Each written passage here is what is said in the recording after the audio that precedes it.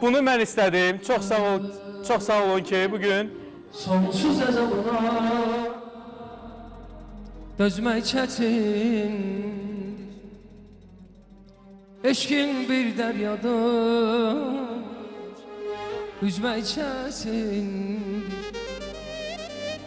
Sonsuz əzabına dözmək çətindir. Eşkin bir dəryadır, üzmək çətindir. Sensiz bu dünyada, sensiz bu dünyada, sensiz bu dünyada yaşamak sensiz bu dünyada yaşamak çətindir. Bacara bilmirəm özümə, bacara bilmirəm, bacara bilmirəm. təşəkkürlər, xoş gəlmişsən Kəmalə.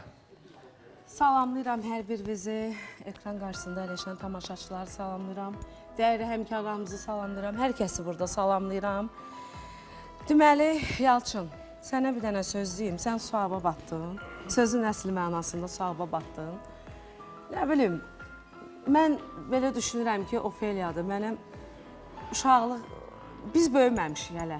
Bugün iki müğənni yox, iki uşaqlıq dostu barışdı. Həqiqətən, biz uşaqlıqda da belərdik, küsürdük, nə bilim, 3 gün, 5 gün bir-birimizə nələr deyirdik, sonra təzdən barışırdıq. Yalçın, mən bilirəm ki, and olsun Allaha, yəni Kəmalə atmacalar atanda da bilirdim ki, niyə cavab vermirdim, bilirsən? O bilirdim ki, istədiyindən bir nə desin, darıxı baxı mənim üçün.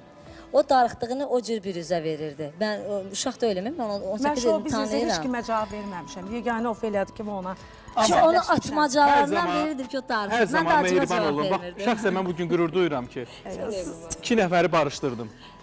Çox sağ ol. Amma Kəmalə, etiraf eləyək ki... Mən daxilən elə lap belə dərindən küsməmişdim.